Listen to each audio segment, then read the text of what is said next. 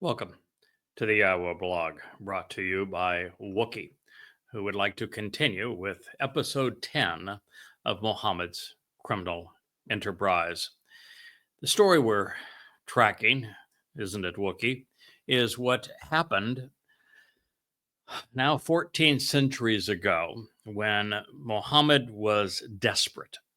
Uh, Islam as a religion had died in Kaabaville, which I call Kaabaville as opposed to Mecca because there was no Mecca at the time. It was actually Petra. And Muhammad had been laughed out of town as just a foolish fool. He had done everything imaginable to invalidate his calling. He had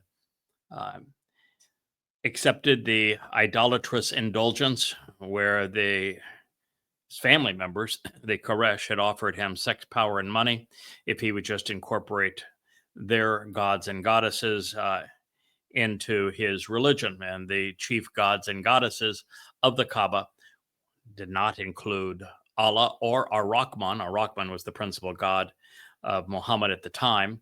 The chief gods of the Kaaba were actually girls. I probably didn't know that rocks come in two flavors, masculine and feminine.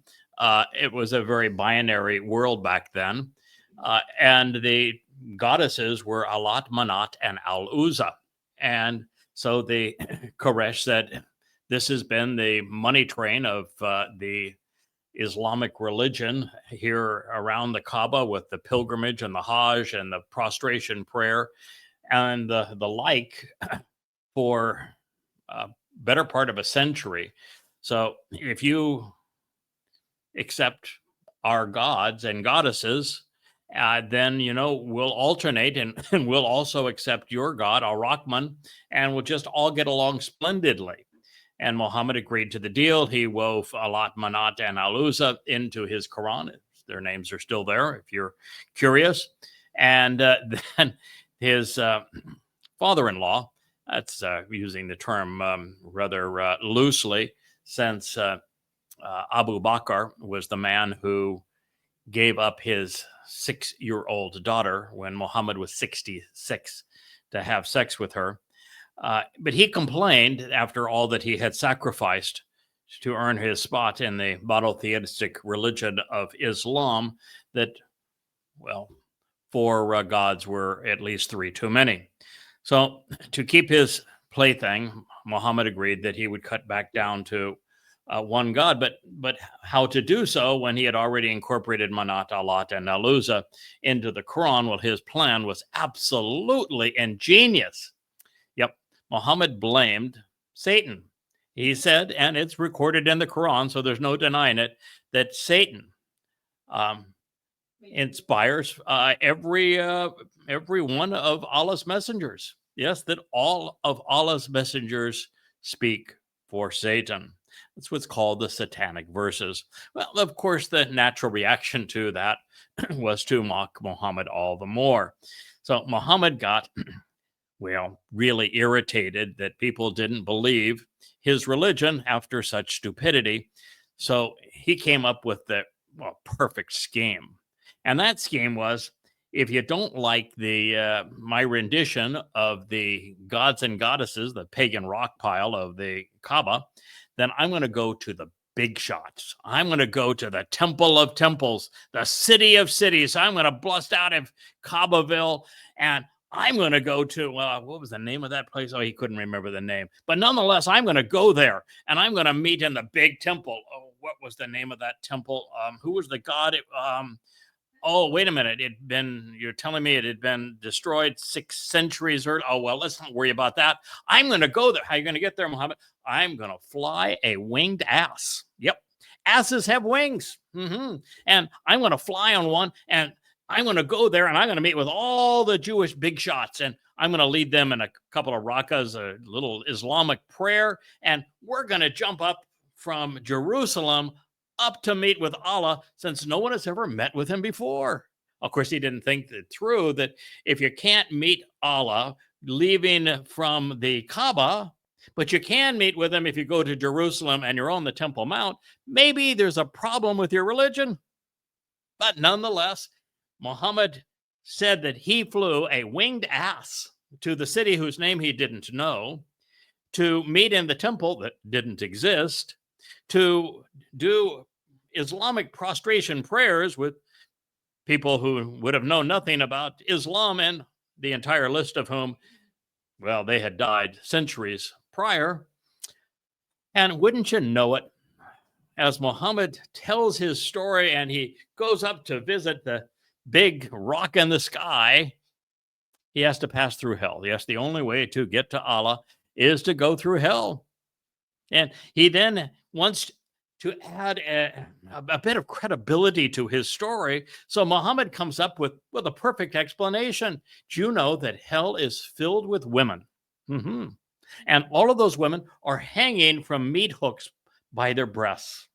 And so, obviously concerned about that, or at least curious, Muhammad asked the important question: why are these women all here hanging from their breasts with meat hooks? Oh, the answer: they weren't appreciative to the men who had enslaved them. This was his explanation nonetheless, but he got distracted somewhere in the process, you see, and he saw his adopted son's wife naked in his visit, and decided he had to have her, so he would come back and, well, send him off to raids so that he could steal his son's wife. They call that incest, but for a guy that's already committed pedophilia, what's the big deal? And, well, by that time he was a multiple rapist. But anyway, it's beside the point. That's not the whole story. Muhammad is told by his sex toy, Aisha, the 6-year-old, that he had sex with when he was 66 years old, if he was indeed born in the year of the elephant, as the Quran suggests. And as a result of all of this, we find that the mighty Muhammad, you can see Wookie is all excited because Wookie's girlfriend, who is Asher, just came home from the vet, and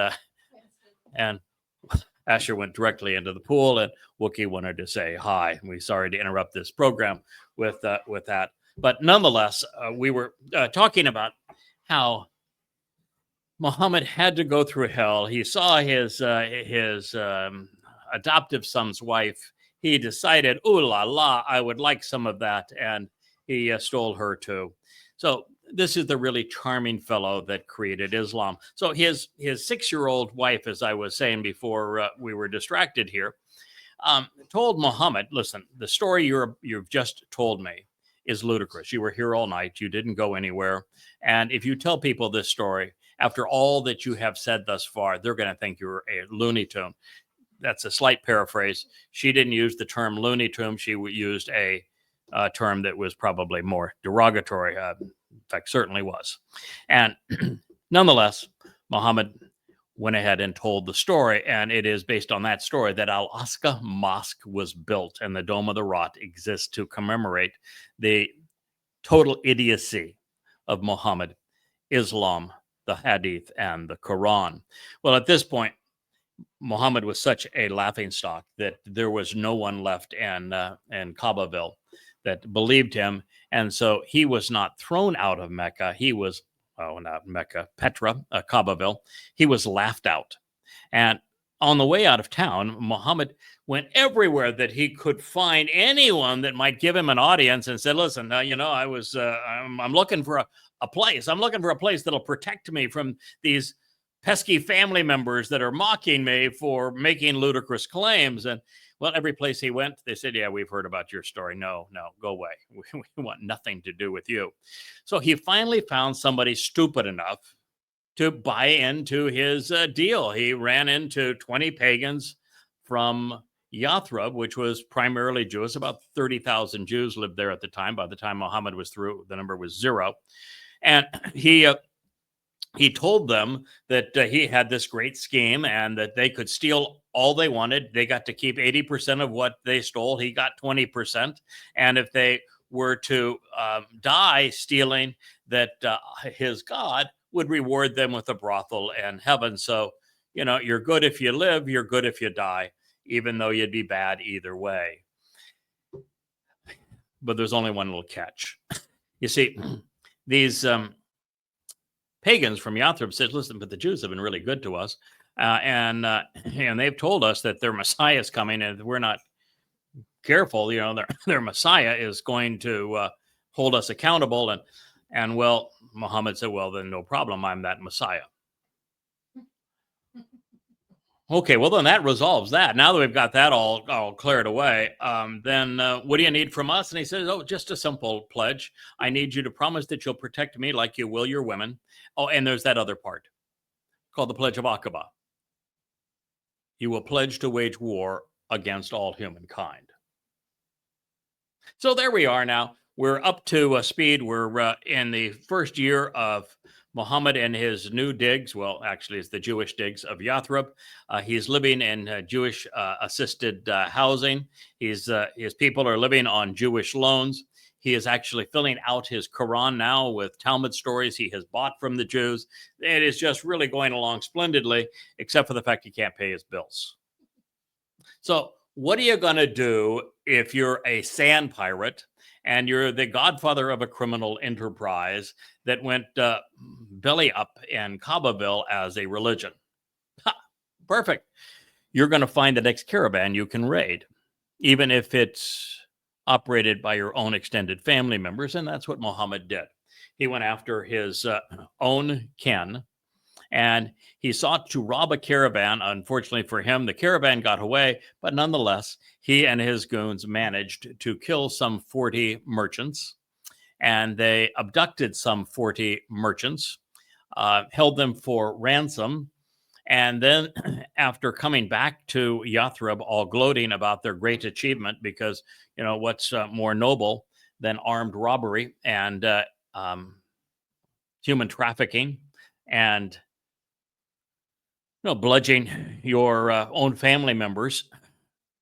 Well, there were some people in Yathrib that said, I'm not so sure that's a really moral thing to do. It's kind of hard to justify a religion on saying that stealing is lawful and good, and that particularly when your God says that he wants you to kill because he thinks killing is preferable to stealing.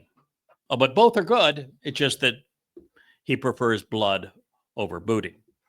So that brings you up to speed. We're now reviewing the 8th Quran, called the Spoils of War, that was recited to commemorate the great heist of Badr that turned a failed prophet into a successful profiteer. Quran 8:10, and it was left out that Allah didn't have a fondness for verbs. Not made, well, there's a preposition here that was always left out by. Allahu, he didn't even really know his name. He will call himself Allahu, Allahi, and Allaha, which means the for him, the for her, and the to him. So, and it was not made by Allahu other than good tidings, so that your hearts might be at rest with it. And there is no victory except from Allahi. Indeed, Allahi, Allah, in this case, Almighty, all wise. 3 verbs were omitted from this single verse and a preposition. But nonetheless, the Quran is the perfect word of the ungod of Islam. And the message here, the great moral message of the Quran, because of course it is a great religion, right? Is that you shouldn't be troubled over this idea that you killed 40 businessmen who were just minding their own business. You shouldn't be bothered that you abducted 40 businessmen and held them for ransom and tormented them while you were there. You shouldn't be bothered by in the least that Muhammad got cold feet and told his Muslim marauders that they could keep 100% of what they stole and then reneged on it and took 100% of what they stole for himself. You ought not be worried that he lied on this occasion. no big deal, because Allah is saying, I'm telling you, that murder and abduction stuff and the line was all good tidings. Yeah, it was the gospel, the good news, so that your hearts would be at rest with it. Because there is no victory except from Allah. He, indeed, Allah, Almighty, all wise. Yes, if he was almighty, all wise, then why is the Quran missing verbs and prepositions? And why, if he is all wise, did he screw everything up such that there isn't a sensible statement, a moral line, anything redeeming or original in the entire book from beginning to end, and that 80+% of it is comprised of two things? Well, maybe three, to be fair. The never-ending argument that everybody that knew Muhammad said he was a complete idiot, a call to war where you are to die killing for Allah, a new form of human sacrifice. Everyone dies. And of course, plagiarized stories that were purchased from the Jews and then twisted. All right, so Allahu, Allahi, and Allah, called all three in this one verse, was sufficiently schizophrenic to say that mass murder and abduction were happy tidings and restful news. And sadistic, he confessed to being responsible and yet thus guilty of these crimes. As for almighty and all wise, not on your life. Lo, verily, Allah was now the Lord of terror and the Rabbi of revenge. It was a promotion of sorts, of course, because in the previous 100 surahs, he had been hell's warden, spending all of his time lording over painful punishments. I suppose even snakes need to get out from time to time, stretch their scales and kill something. However, to get anyone to believe and follow a demented deity, consciences would need to be anesthetized. Quran 8:11. When he covered you with a slumber, anesthetized you, yes, made you zombies as a security from him, an inner calm and reassurance.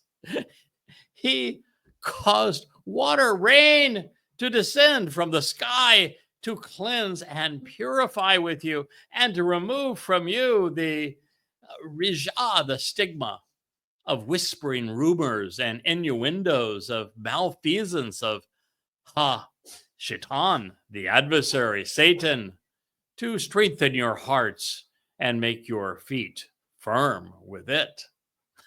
That's oh my. This is a snake acting like one. So he's saying he made you dumb as a stone so that you would share something with your God. And that was that inner security to make you stupid because, well, as the last surah of the Quran reveals, as they were handed down chronologically, any Muslim that questions the Quran will cease to be a Muslim. So he had to dumb you down, Muslim. So it's a security measure. Otherwise, there would be no Muslims going forward. And then he caused water to descend from the sky. Can you imagine that? Wow. There was the miracles of miracles. There was rain. And Allah, man, he knows how to prove his existence. Perfect at it. And the rain was to cleanse and purify with it because, well, you were all covered with blood and all. And that would kind of make you look, well, guilty of having murdered people. So we're going to wash that off because, well, it's a stigma. And there were whispering rumors all around that, well, this goddamn religion was satanic, had to be satanic because, well, the first practitioners of it, Mohammad and the first Muslims, were acting like demonic demons. So that was the whispers that, well, Allah needed to resolve, because you see, Allah has an identity problem. And you see, this little problem is that Allah is Hasatan. Hasatan means the adversary. He's the snake that slithered out of the garden. You may have heard his story before. Well, Allah doesn't want to be the adversary. Allah, Hasatan, the adversary, wants to be God. And it's impossible to get anyone to believe you're a God when your title is the adversary. So, how do you solve that? Oh, what you do is you fill your religious texts like the New Testament and also in the Quran with all sorts of statements that purport to have you as the wannabe God denouncing the title that you're trying to disown of the adversary. So in this case, Allah was just getting warmed up. In this passage, Satan has morals. You see, it is Satan that was trying to strengthen the hearts. And he was the one that was, more importantly, trying to reinforce the fact that killing isn't good. So Satan is the one with morals. And by the way, that permeates the Quran almost every time that Satan is presented. He's the one that is trying to work some sense into the Muslim mindset. But Allah will have none of that, of course. Now, Satan is the one, of course, who is trying to wash away the stigma of thievery and murder. Apart from Islam, Arabs recognize that killing family and friends and stealing from them, well, was wrong. Therefore, an altered sense of awareness was proposed to assuage their souls, although I don't think even today there are 3 Muslims on the planet that would know what assuage means. And therefore, the rain, although Allah didn't know the word for rain, so it was just water from the sky, eliminated the blood stains, scrubbing the scene of the crime. Then this Quran recital served to assure these marauding murderers that they were on the right side of their new religious order. It was dastardly, of course, and demonic to have a wannabe God sponsor a killing spree and then to accuse those who opposed it on moral grounds of being in league with Satan. But how are Muslims supposed to believe Allah is God when he admittedly is less moral than his satanic alter ego? The consciences of the last ethical Muslims were denounced by accusing them of being satanic whispers. It's just like Paul in Christianity. He admitted he was demon possessed in his last letter to the Corinthians in the last chapter, but then he accuses anyone who criticizes him of being satanic. It's the perfect answer. And of course, that's the same approach the Quran takes. And because the faithful are typically irrational, it worked beautifully. So the consciences of the last ethical Muslims were denounced while accusing them of being satanic. It was the same ploy that we see played out by anyone who delegitimizes most religions. Satan's sentence was being cast out of heaven and the garden and reduced from a malak. He was actually a karub. A karub is the form of spiritual messengers like malak who are put on guard duty. And he was on guard duty on the walls of Eden. And he was reduced to a serpent for the very crime he is now committing, effectively killing Adam and Chawah. There was no Eve. Chawah is her name. It means speaks her mind, by misappropriating and misconstruing Yahweh's testimony. The snake's cure was to bring mankind down to his level. His revenge against Yahweh for imposing this sentence on him based upon Yahweh's love of mankind and wanting to lift man up to enjoy an eternal relationship with us and make us part of his extended family. Satan's solution is to kill all humankind. That's why the Quran says that there are only 2 kinds of Muslims. those who have honored their vow to die killing for Allah, and those who are waiting for the opportunity to die killing for Allah. That means that should Allah get his way as it's presented in the Quran, humanity ceases to exist. Now, for your information, one of the reasons I have transliterated the Arabic basis for angel is that its meaning is derived from the Hebrew. And while it's routinely rendered as angel in the Quran, in these translations, that is inaccurate. Malak describes a spiritual messenger, a envoy or implement. By contrast, angel is a transliteration of the Greek word agelos, meaning message or messenger. One cannot rationally translate Hebrew terms incorporated into the Quranic text, and the entire Arabic of the Quran is bastardized Hebrew. And it's bastardized Hebrew largely because, well, for two reasons. One, there was no written Arabic at the time. And number two, the majority of the Quran is bastardized and twisted Talmud stories that Mohammad purchased from rabbis. That with these Hebrew terms that are incorporated into the Quranic text, many of them now are transliterated by way of Greek terminology without misleading the reader, because the basis of the terms are not shared. That is one of the reasons that I do a very literal translation of the Quran all the way through goddamn religion. To the uninformed, angels are good and godly, but as I've mentioned, Satan was a cherub, and as a cherub, he was a malak, and therefore, as a malak, he is a spiritual being. And since there are no angels, he was actually a demon.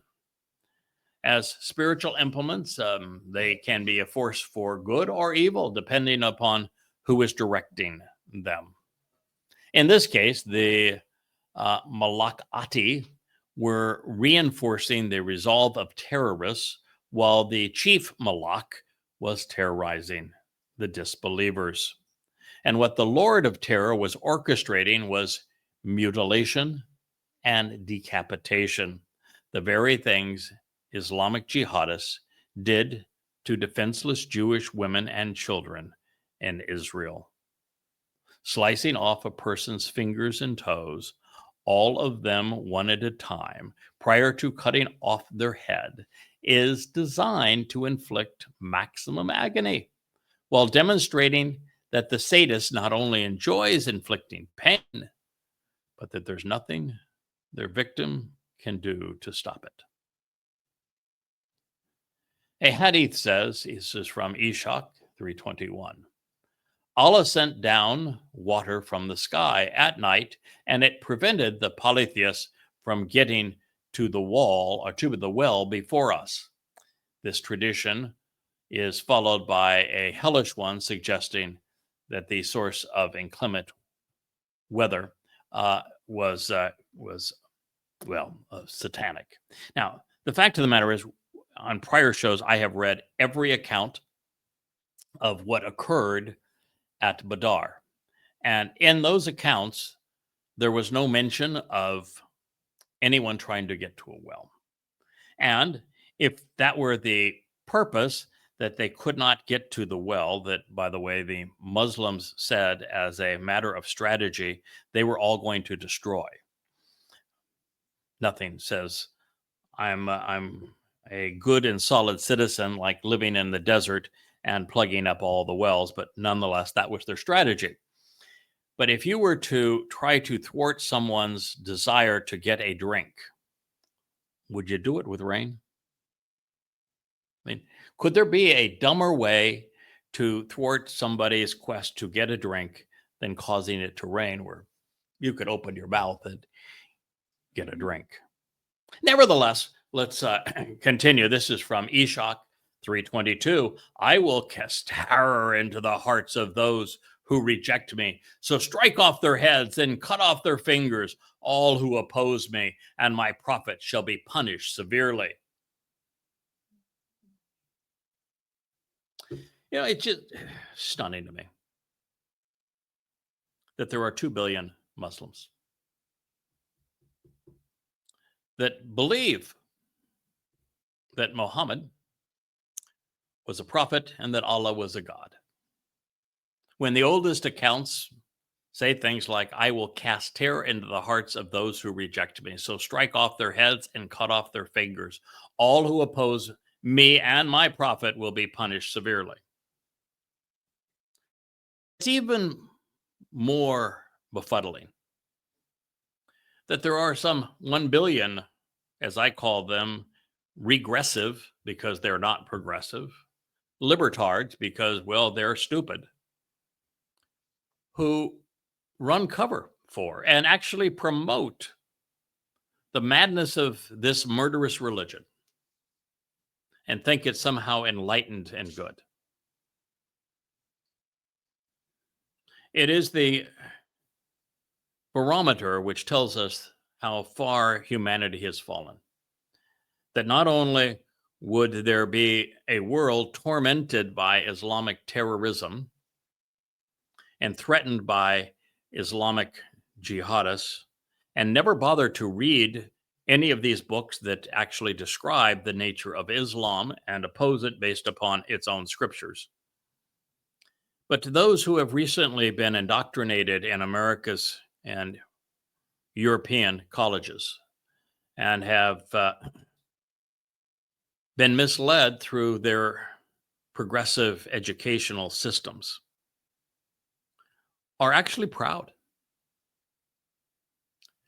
to be protesting on behalf of Islam and Hamas and Hezbollah for the myth of Palestinians, on behalf of perpetrating genocide against Jews, and at the same time demonizing the victims of this sadistic religion. There is no denying that this statement is sadistic. But it's from the Sarah. What about the Quran? Certainly the Quran wouldn't say that its God wants to cast terror into the hearts of those who reject him, right? Clearly, Allah couldn't be a terrorist, right? And if Allah was a terrorist, then Islam would be a terrorist religion. So it couldn't be true, right? Oh, well, what does Quran 8:12 say?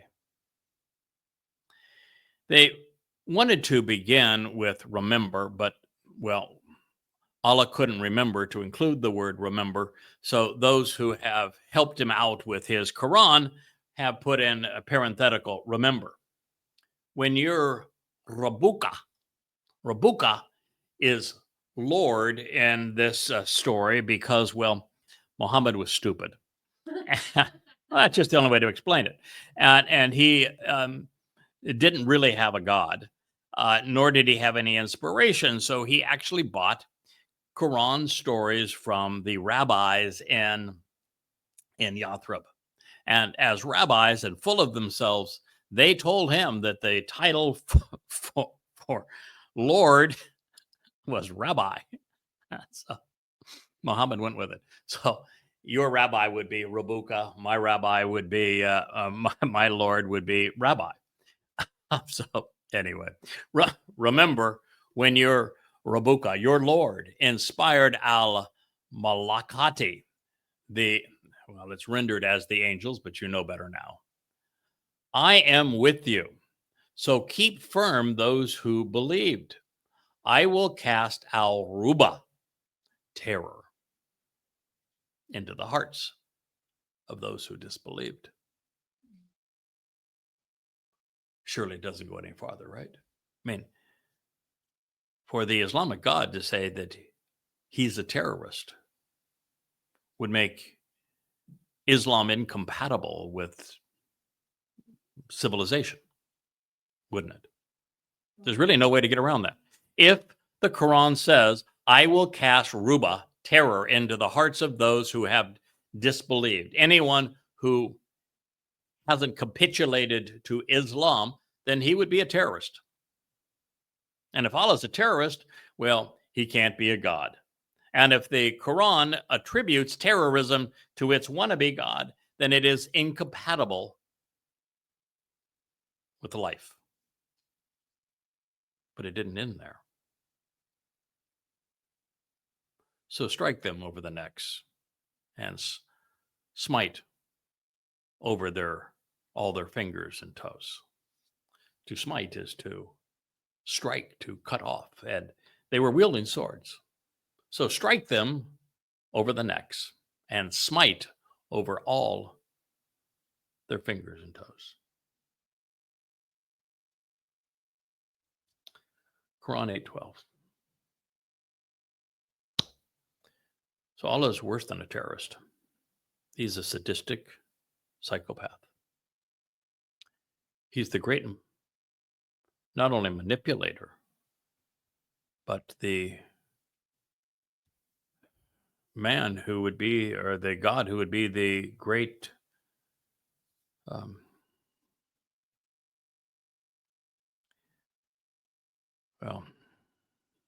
the God who would think that it is appropriate to torture little women and little children, who would mutilate them.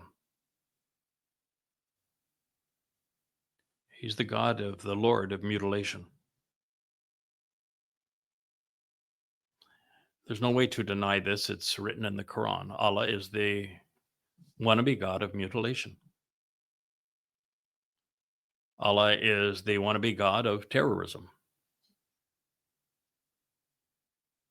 If you think that terror is good and that decapitating people, strike them on their necks, and mutilating them, torturing them by striking off their fingers and toes is a good thing, then maybe you're a Muslim. Or maybe you're a progressive and you're just immoral and ignorant. Either way, I'm opposed to you, as should be every moral, compassionate, and courageous person on earth. It is not Islamophobic to expose and condemn Islam based upon the Islamic scriptures in the Quran. It is moral, it is intelligent, it is informed, it is compassionate, it is wise. Islam is a plague. When Angela Merkel lied to the German people, to all of Europe, and then in a speech before the U.S. Congress, and said that anyone who presents Islam other than a peaceful religion is an Islamophobe and is ignorant, she lied deliberately, knowingly. And as a consequence, she destroyed Europe. She brought the plague of Islam in, such that there is no hope now for Europe. The Muslims in Europe are motivated by these words. They think these words came from God. Cut off their heads, cut off their fingers and toes, cast terror. All about you. You can't have people who believe such things living in your midst. That's to say that they cannot be good Muslims. They cannot follow the Quran. They cannot be Islamic without being committed to kill you and to torture you in the process, to be savages, to be terrorists. There's no other way to interpret these words. That's what they say. Stop making excuses for the religion. Stop pretending that the problem is Hamas, or that Hamas has corrupted their religion, or that there's such thing as a radical Islam or an extremist. The truth is revealed in Quran 8:12. Remember. Okay, so he forgot the word remember. When your Lord inspired the al-malakate, the pretend angels, I am with you.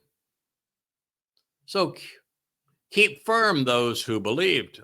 I will cast terror, ruba, into the hearts of those who have disbelieved. So strike them over their necks, which means to cut off their heads, and smite them over their fingers and toes, mutilate them.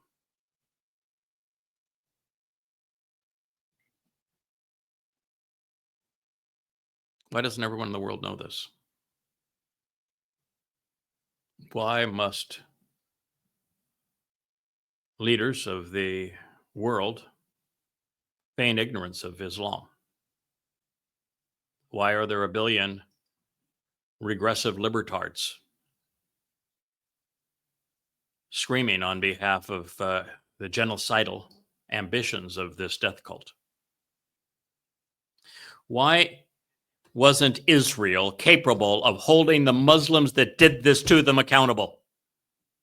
Why did they go off and strike at Hamas when it was Islam that motivated the crime? Do they not care that their children's toes and fingers were cut off in the presence of their parents, and that they were burned alive, that their children were raped, and then their breasts were cut off to be balls that these idiots could play with? And they don't have the dignity to hold the perpetrators accountable? And so they went off and lashed out at Hamas, as opposed to acknowledging that this is Islam, right from the Quran. Something seriously wrong with that. Grossly immoral, cowardly, Israel. In Israel, you have a real serious credibility problem here. You've been hunted and attacked and brutalized by Muslims for 14 centuries, and you still can't say it?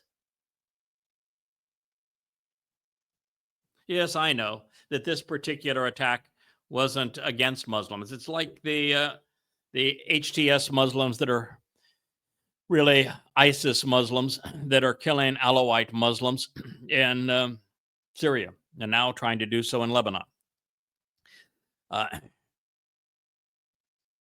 This was Muslims killing their own kin. But they would return and perpetrate genocide against the Jews in Yathrib. And then the few Jews that escaped, they would attack them again and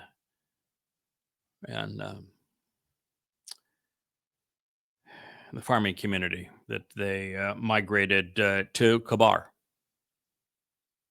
I'm sorry, this is really hard on me because I care deeply about Israel. And I'm so sad that Israel is incapable of acknowledging the nature of the enemy that's mutilating, terrorizing, and killing them. And they have zero chance of prevailing under that basis. I'm also sad for Israel, of course, that they've erased the name of their God and that they told him to shut up and go away. It's hard to be committed to something, and I've been committed to this now for 24 years, all my waking hours, and sometimes speaking to Israel is like speaking to the wall that they bob their head against below the Temple Mount that is scarred with Islamic trophies. Allah is not only equating himself with terrorism, he's promoting torture by smiting fingers and toes. That makes the Islamic God a sadist. And a God who is a sadist is satanic. It's as simple as that. Allah is Satan. He confessed. Don't blame me. I'm just pointing out the obvious.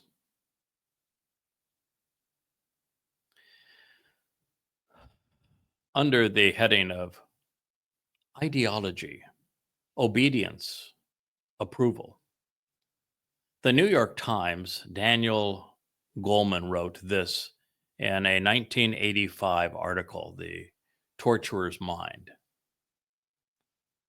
According to the experts, the preconditions that can lead someone to become a torturer include a fervently held ideology that attributes great evil to some other group and defines the believer as a guardian of the social good, an attitude of unquestioning obedience to authority, and the open or tacit support of the torturer by his peers.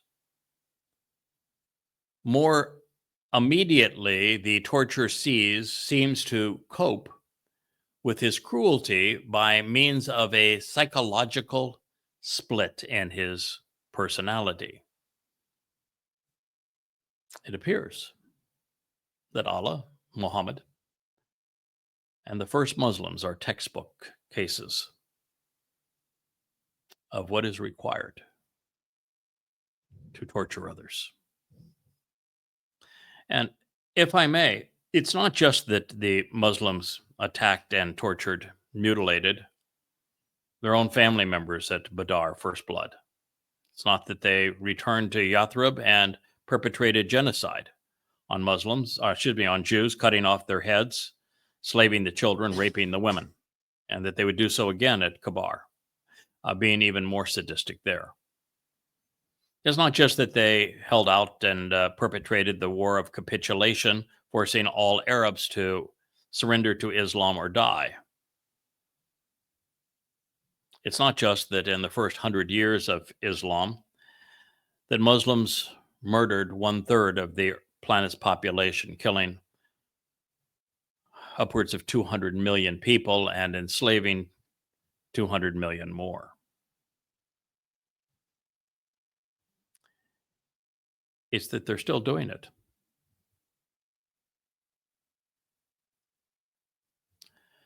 The New York Times would go on to report that the fundamental psychological underpin of the torturer is in dividing the world into two groups, us and them. They form a closely knit clique with a special language for the devices and techniques of torture. They have a nickname that they use among themselves and speak of those not in their group as being different, inferior, and deserving of their abuse. He's speaking, of course, of Islam. Devaluing and scapegoating members of another group allows the perpetrator to feel more important and worthy. Germans, for example, felt superior to Jews by presenting others as subhuman and evil. Their persecution was justified. The victims have brought this fate upon themselves, which it says throughout the Quran. And the more the victim suffers, the more the torturer feels that their abuse validates their fervently held beliefs that cruelty is justified. So I should note that every reference to Allah in the Quran, where Allah is depicted in a location, he is always in hell, engaged in perpetual torture. The environment that enables the torturer to do his job is one of outright or tacit approval, or at least silence. In the absence of voices that raise questions or implant doubt, a torturer can operate with a sense that those around him approve. Voices of protest can thus be one means to break down the atmosphere that breeds torture. End quote. I have been trying to tell the world that they need to stop using bullets and bombs to attack a symptom of Islam, like going after Hezbollah and Hamas. The only way to stop the torture that is the terror and genocide, even apartheid, of Islam is to break the silence, to be that voice of protest that explains the actual content of the Quran and Hadith, the actual depravity of Allah, Muhammad, and the first Muslims.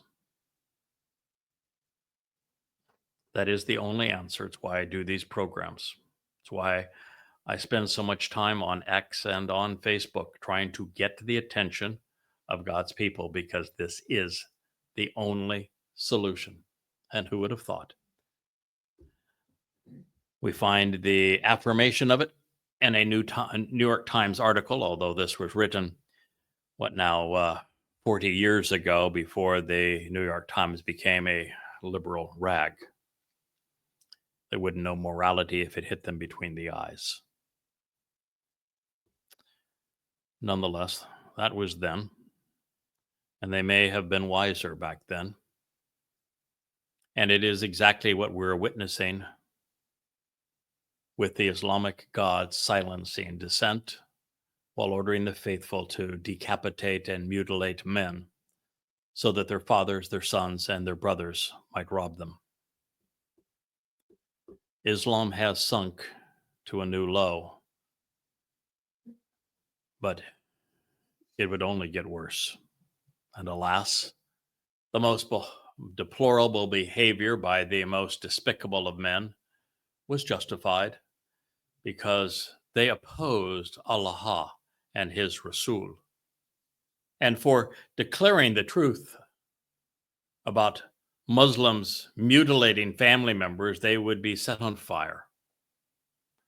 Sounds like October 7th. And that the Muslims were listening and trying to comply. Quran 8:13. That, they're missing the verb is, because they opposed Allah and his Rasul.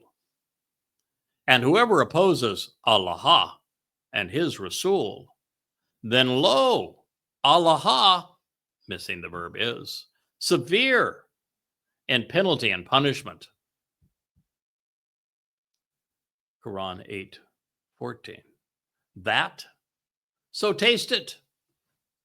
And that for the disbelieving infidels, missing the verb, is the punishment, missing the proposition, of fire.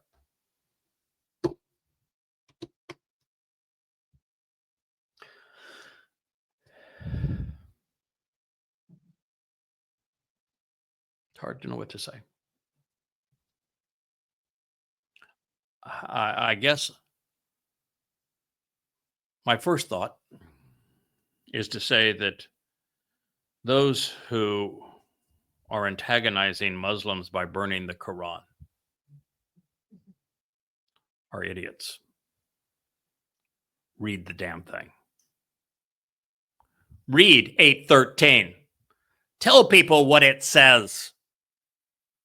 You want to make it difficult for Muslims to act like Muslims? Then expose the Quran and tell people what it actually says. That Allah's sadistic. That Allah is into torture. That Allah gets his jollies by burning people alive. And rather than just doing that, Allah's so despicable, he says, so taste it.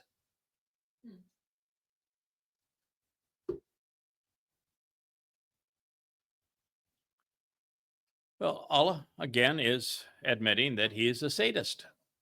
The Islamic God reinforces his demonic nature by claiming throughout the Quran that he is responsible for shackling disbelievers in hell so that he can torment them at his pleasure.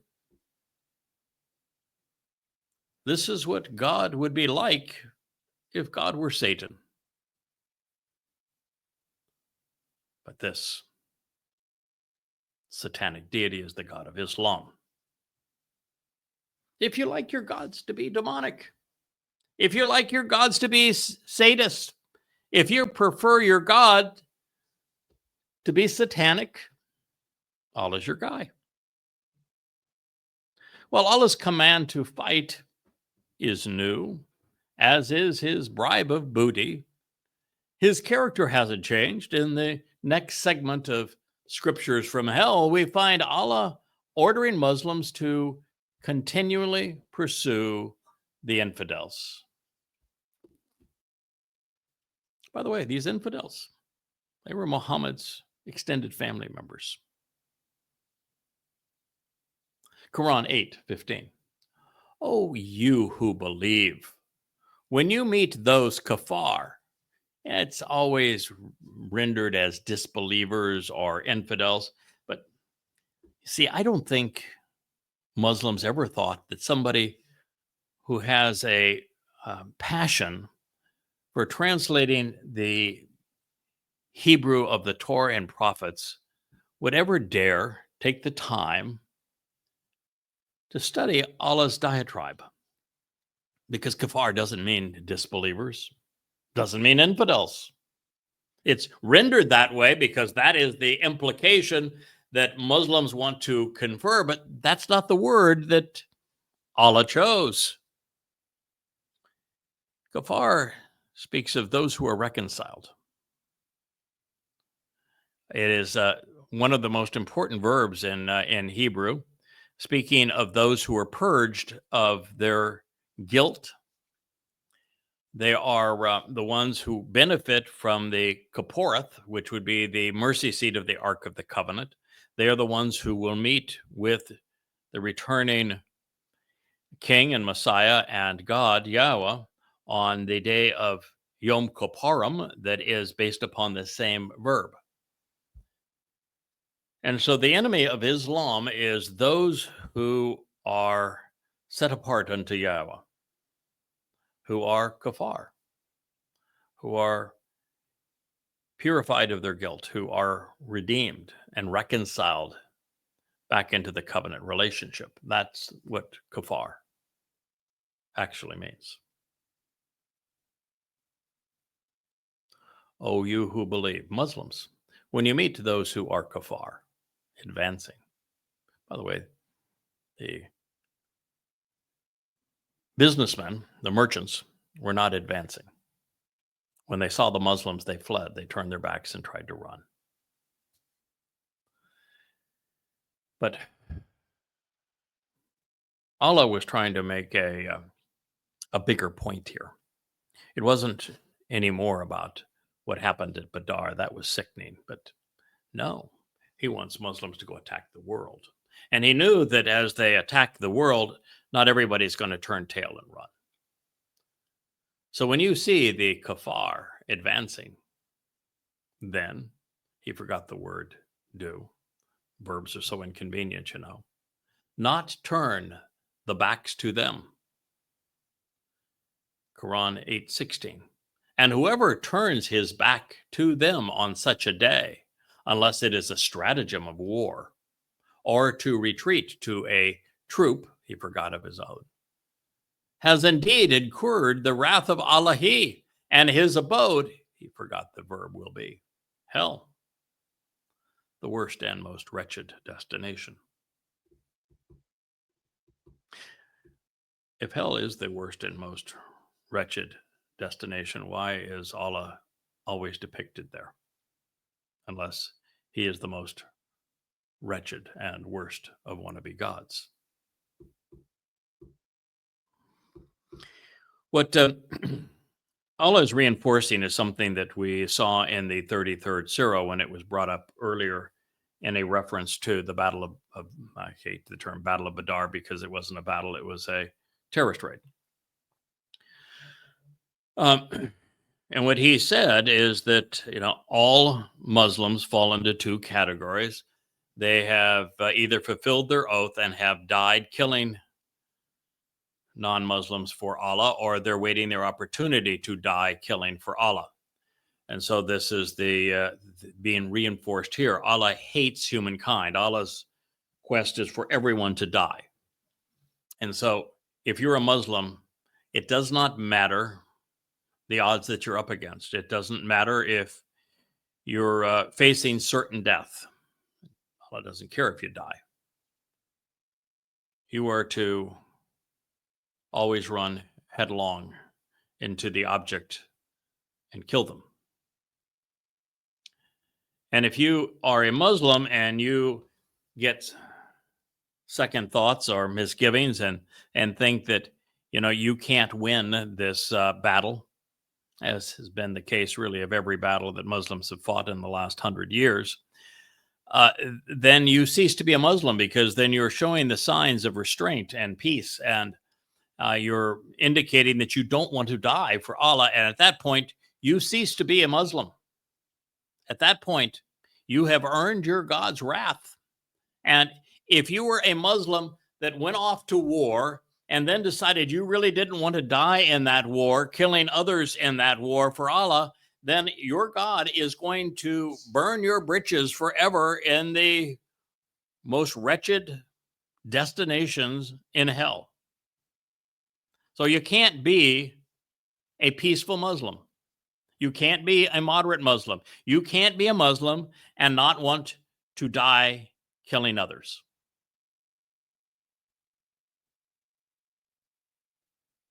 So this whole myth of a moderate Islam, a moderate Muslim, a peaceful Muslim, according to the Quran, they don't exist because Allah's wrath is upon them.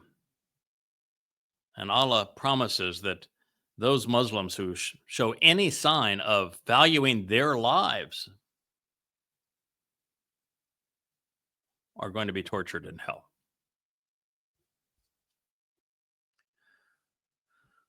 The kuffar are to be pursued. They're to be mutilated. They are to be decapitated. It is Allah's uncompromising and unrelenting directive. And should a Muslim prefer negotiation, accommodation, or peace, the wannabe God of Islam not only hates these moderate apostates, his intent is to torture them in hell. So, should you encounter a Muslim who pretends to be moderate and peace-loving, they would be well advised to consider this surah. They're either ignorant of what it says and do not know Islam very well, or they're being duplicitous in their interactions. The message was clear. Wield the sword over the necks of non-Muslims or incur the wrath of Allah and roast in hell. There would be no retreat from the Quranic order and Allah's command to die killing.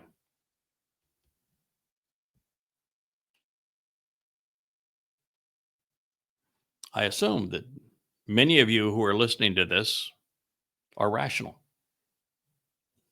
I assume that most of you who are listening to this are still capable of knowing that killing is bad. Torture is worse. And that a religion that commands all of its adherents to die killing and torturing shouldn't be allowed. So why do so few stand up? Why do so few seem to know the truth, care to tell the truth? Why are there so many indoctrinated liberals out there parading on behalf of this demonic and sadistic killing machine?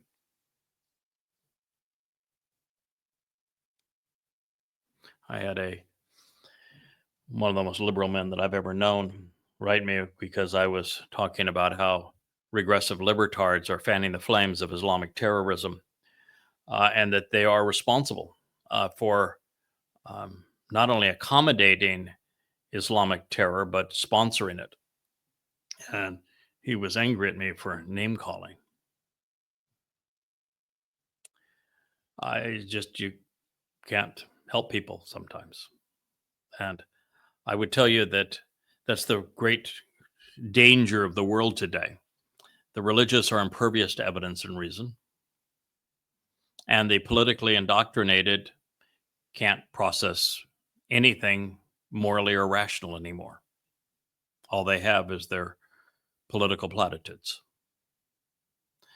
And so between them, it's a pretty small window of opportunity to reach people and to make a difference.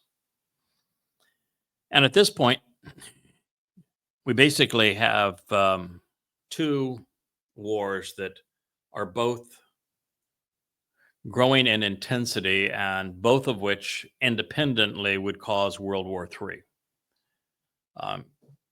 At one time, I had wondered which is going to be the principal catalyst, or are they just going to merge and simultaneously engulf the world in war? Of course, the first is this insane proposition of fighting a proxy war against Russia and supplying all manner of killing machines, and then blaming Russia for doing so, and threatening to do everything you can to extend the war against a nation that has the most nuclear weapons, such that if you actually won the war that you were perpetrating, and by the way, NATO is losing it, that the only resort of that nation would be to respond with nuclear weapons, and it would be the end of the world. But you're not smart enough to think it through. The other war, of course, is the Islamic war against all humankind that is being now fought in the streets of Europe and the college campuses of America and in the killing fields of Syria and Iraq and Iran and Israel, as Muslims try to follow Allah's orders, die killing for their wannabe God. I can't tell you which one of these will emerge more quickly, but I can tell you that the prophets wrote vociferously of the flood of Al-Aqsa and its phase 2, which will occur within the next 3 years and will be 1,000 times worse than phase 1. The flood of Al-Aqsa was perpetrated by Muslims, bringing 3,000 jihadists on motor scooter and foot into Israel. And they killed 1,300 Jews, tortured and tormented about 3 times that number, and abducted 250. And the IDF, for all of its prowess in beating an army with airplanes and tanks, proved paralyzed. And if you look at the weapons that they're buying, the IDF is no more equipped to fight the next wave of jihadists than they were the last. And Muslims learned that while they cannot beat Israel with fighter jets and with tanks, they can destroy Israel with a flood of jihadists. And the next one is next attack, which will occur within the next 3 years, actually closer to 2, will be from all around and even from inside, because Israel will be compelled to give up its heartland to appease Saudi Arabia on behalf of America as America isolates itself from the world. And under those circumstances, the IDF will have no response. There's no front lines. There's no ability to use tanks or helicopters or missiles or David's sling or the Iron Dome or its submarines, its fighter aircraft. They're all moot. And this time it's not going to be 1,000 or so Jews who are killed. Hundreds of thousands, perhaps millions. That's what's going to happen.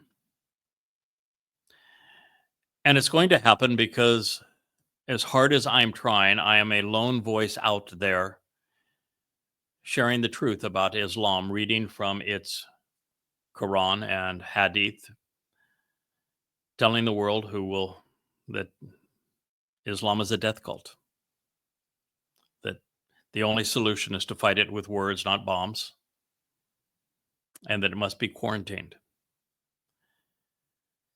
There are those who are crying out loud that why doesn't the world respond to the Islamic State terrorists murdering upwards of 10,000 Alawite Muslims in Syria? Well, the answer is every time that the West has intervened in an Islamic country to do anything, it's made a bad situation worse, and that would be the same situation here. You can't resolve Islam. Can't be negotiated with, can't be appeased, can't be made democratic, can't be fixed. And so the only choice is to expose it, to condemn it, and to isolate it. If we stopped buying their oil and selling them weapons, they would kill one another, and that would be a shame, but it's a lot better than them killing others. So that's where we are. And I think this might be a good place for us to conclude this program because, quite frankly, I'm sick of Allah the Quran, Muhammad, Muslims, and Islam. I know them all too well. This is a demonic death cult. And they have confessed to that crime openly, blatantly, without equivocation. So I thank you for listening. I know this is tough medicine, but your life depends on it. So this has been the 10th episode of Mohammed's Criminal Enterprise. We still have a lot more Quran to cover, and we'll be back with another program once I finish vomiting and regain my composure. Thank you for listening. I am Craig Winn.